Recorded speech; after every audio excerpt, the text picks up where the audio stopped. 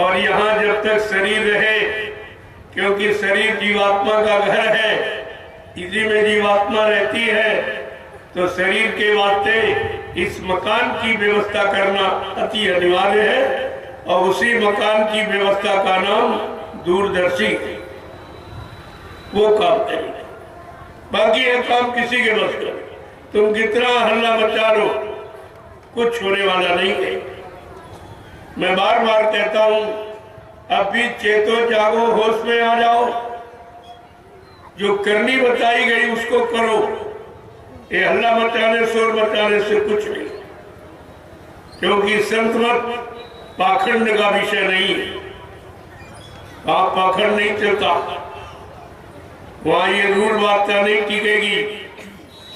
इतने दिनों से आपको समझाया जा रहा, आप चेतन हो, तुम्हारे अंदर चेतन जीवात्मा है, और चेतन जीवात्मा का ही काम होना है।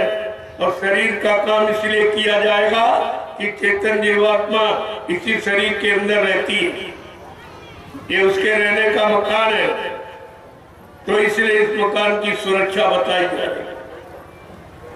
इसको विषय भोगों से बचा के रखो, इसको बीमारियों से हटा के निरोग बन जाओ। लेकिन ये दोनों काम कब होंगे?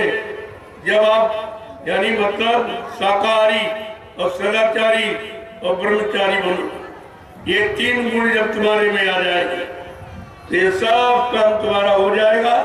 किसी के दरवाजे जाने की, किसी से पूछने और किसी से सहयोग लेने की आवश्यकता नहीं है, क्योंकि जब इंसान पैदा होता है तीन बल लेके आता, शाकाहारी, सदाचारी, ब्रह्मचारी, ये तीनों बल लेके आता, और तुमने सारे बल खत्म कर दिए। पहला बल नहीं रखा कि तुम शाकाहारी नहीं रह पाए, तो सदाचारी ब्रह्मचारी बनने का प्रश्न नहीं उठता। तो बात तो आपने समझी नहीं, और इधर उधर फंस गए, ये पढ़ रहे, वो लिख रहे, ये बता रहे, वो सुना रहे, ये सब कुछ नहीं। पढ़ना लिखना चातुरी, ये तो काम सहन। संत महापुरुष क्या कह रहे हैं? पढ़ना लिखना है तो चतुरता बाहर का, बड़ा सरल सभी कर दे रहे, लेकिन काम गहन मन बस करन, यही काम उसका। मन को बस में करना, और मन का सबसे बड़ा दुश्मन काम है, और क्रोध है, और लोभ है, और मोह है, और अहंकार। इन पर विजय प्राप्त करना। काम तो तुम्हारा असली है, लेकिन इस काम को तुम भूल गए, तुम कामी बन गए, तुम तो कामी बन गए, और क्रोधी बन गए, और लोभी मोही अहंकारी बन गए, तो फिर काम तुम्हारा रुक गया, वहीं से रुका पड़ा।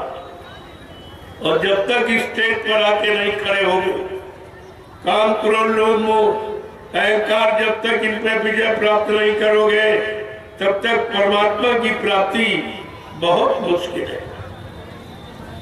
वो तो बगैर इसके मिलेगी। काम, क्रोध, मद, लोभ की जब तक मन में खान, गोस्वामी पंडित मूर्ख हो, दोनों एक समान कहते, दोनों एक ही समान है। गोस्वामी महाराज कहते दोनों एक ही समान। अगर काम, क्रोध, लोभ, मोह, अहंकार तुम्हारे अंदर विद्वान है, तो कहते कि मूर्ख में बुद्धिमान में कोई अंतर एक ही। तो बात आपको समझनी चाहिए। समझ लोगे काम आसान हो जाएगा, नहीं समझोगे तो उलझ जाओगे, फिर वो सुलझना तुम्हारे लिए मुश्किल हो जाएगा। इसलिए संत मत बहुत सरल, और नहीं समझे तो बहुत कठिन, कोई नहीं कर पाता। सरल इसलिए है कि काम, क्रोध, लोभ, मोह, अहंकार अगर हट जाए तो बहुत सरल है। और इसी में फंसकर तुमने इस मन को, तन को, इंद्रियों को गंदा किया। ये काम बड़ा बढ़िया, सबसे जबरदस्त शत्रु मन का काम है, और काम में फंसकर आपने शरीर की सारी शक्ति बर्बाद कर दी, कुछ नहीं बचा, एकदम खाली खड़े हो, कुछ नहीं। जैसे कपड़ा भीगा कपड़ा निचोड़ देते हो। इसी तरह काम ने तुम्हारे शरीर को निचोड़ दिया। जो परमात्मा की तरफ से शक्ति मिली और जीवात्मा को परमात्मा से मिलने के लिए वही शक्ति आपने भोगों में खराब कर। अब आप उसी के लिए रोते हो, चिल्लाते हो कि भजन नहीं बनता, ध्यान नहीं बनता, सुमरन नहीं बनता, ये नहीं बनता, वो नहीं बनता। तो कभी ये विचार किया कि क्यों नहीं बनता? न बनने का कारण क्या है और बनने का समाधान क्या है? ये दोनों चीजें आपको समझनी चाहिए। बिना संत महापुरुषों के वचनों की, वो भी परमार्थी वचन, जब आपको ये वचन मिलेंगे तब तुम्हारे मन की गंदगी हटेगी, मन भोगों से विरक्ति ले लेगा और जीवात्मा का साथ दे देगा।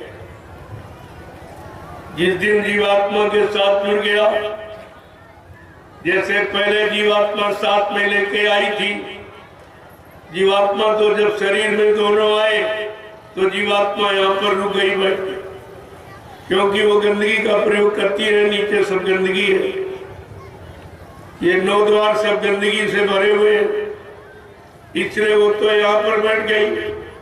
जहाँ पुरुष चंदन लगाता, महिलाएं मेहंदी लगाती, ये जीवात्मा का स्थान है। और ये मन का स्थान, ये हृदय मन का है, ये जीवात्मा का हृदय, ये जीवात्मा का घाट है, ये मन का घाट, ये दया का घाट है, ये दुआ का घाट, सब तुम्हारे शरीर में ही है। अगर शरीर को समझ लिया, तुमने सारी सृष्टि को समझ, क्योंकि सबके पास शरीर ही है और शरीर में मन बुद्धि चित्त सबके पास, और सबके मन इस समय खराब और काम क्रोध लोभ मोह का सब में भरा। अपने को संभलना यानी समझना, अपने को सुधार लेना, ये सारे जग को सुधार दोगे। क्योंकि जो तुम्हारे में गंदगी वही सब, ये शरीर ही गंदगी का बना। ये काम क्रोध लोभ मोह कार से तो इसका निर्माण ही हुआ। इसलिए धीरे धीरे धीरे धीरे काम को समझना, क्रोध को समझना, लोभ मोह अहंकार को समझना, क्योंकि इनका प्रयोग जरूरत आवश्यकता अनुसार। अगर एक बच्चा पैदा करना तो एक पैदा कर लो, 2 की इच्छा तो 2 कर लो। फिर ये देखो तुम्हारे पास प्रॉपर्टी कितनी, इन बच्चों का गुजारा हो जाएगा, ये बच्चे आगे उन्नति स्थान प्रगति कर सकेंगे। उस अनुसार से आपको काम का प्रयोग करना चाहिए। वर्जित नहीं है, लेकिन उसका सदुपयोग, दुरुपयोग करोगे, परिवार की स्थिति, शरीर की स्थिति, समाज सब तुम्हारा खत्म हो, तुम्हारे पास कुछ बचेगा ही नहीं। इसलिए संत महापुरुष आए, ऐसा नहीं उनकी भी शादी हुई, उनके भी बच्चे हुए, कोई संत ऐसा नहीं है। अगर गृहस्थ आश्रम में नहीं आते तो गृहस्थियों को सच्चा उपदेश कैसे करते, सच्ची शिक्षा कैसे बताते? अब ये है कोई 1 जन्म 2 जन्म 3 जन्म 7 जन्म व्यतीत करके आया तो उसको पहले का ज्ञान है, वो आपको बिना गृहस्थ आश्रम में जाए ही बता देगा, क्योंकि उसको पिछले गृहस्थ आश्रम में रहा और गया, उसको पूरी जानकारी उसकी है, आपको जानकारी दे दे। लेकिन उन्होंने सीखने के उद्देश्य, समझने के उद्देश्य से कि शरीर को समझो, शरीर के भोगों को समझो, इतना भोग मत करो कि रोग आ जाए, इतने भोगी मत बनो कि रोगी बन जाओ। आपके लिए प्रयोग की बात है, और वो भी सदप्रयोग, सदप्रयोग करो, दुरुपयोग मत करो। अब जो दुरुपयोग कब करोगे, जब इस मन को खराब कर दो, इस मन को कोई नशीली वस्तु, कोई शराब है, गांजा भांग अफीम है, तो मन का संतुलन बिगड़ जाएगा। मन के अंदर जो क्षमता है सोचने समझने की, वो खत्म हो जाएगी। इसीलिए आपको शाकाहारी बनाया जा रहा। इस शाकाहारी बन जाओ तो मन का प्रयोग सही तरीके से करें। ये मन विकृत नहीं होगा, ये मन तुमको परेशान नहीं करेगा। इसमें काम करो, लोग मोहकार रहेंगे लेकिन उत्तेजित नहीं करेंगे, तुम्हें सताएंगे नहीं, मजबूर नहीं करेंगे, विवश नहीं करेंगे। अगर शाकाहारी न हुए तब तो फिर लुट जाओ, और लुट रहे हो, और कितने लुट के चले गए और तुम भी लुट के चले जाओगे। कोई मतलब नहीं हल कर पाओगे कि परमात्मा ने मनुष्य मंदिर क्यों दिया। इसका कारण क्या है? क्योंकि परमात्मा के पास तो बहुत शरीर है, 4 खान 84 लाख जिस्म शरीर उसने बनाए। कोई शरीर आपको दे देता, लेकिन विचार करो ये मनुष्य शरीर, मनुष्य मंदिर और जिस्मानी मस्जिद ये क्यों दी? इसका मतलब क्या? अगर तुम्हारे से कमाई कराना होता तो उसके पास ऐसे शरीर है जो रात दिन कमाते, बैल है, घोड़ा है, खच्चर है, गधा, ये रात दिन कमाते, इसी में आपको जन्म दे देता और कमाने की इच्छा पूरी करा देता। लेकिन मनुष्य मंदिर क्यों दिया? अगर तुम्हारे से बाल बच्चे और औलाद केवल पैदा कराना होता तो उसके पास 2 ऐसे शरीर है, एक कुत्ते का, एक सुअर का, जो एक बार में 7-7, 8-8 बच्चे पैदा करता, उसी में आपको जन्म दे देता और भोगों की प्यास बुझा देता। लेकिन मानव अनमोल मंदिर आपको नहीं देता, ये जिस्मानी मैजिक आपको नहीं। इसी पर तो विचार करना चाहिए कि आखिरकार ये क्यों दी। कोई तो कारण होगा।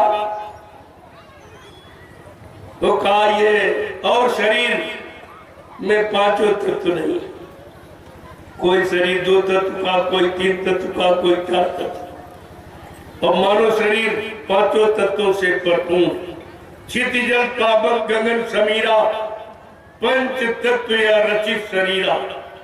जल पृथ्वी अग्नि वायु आकाश 5 मसालों को मिलाकर और विचित्र कारीगरी से और परमात्मा खुदा ने ये मनुष्य मंदिर और जिस्मानी मस्जिद बना के तैयार कर दी।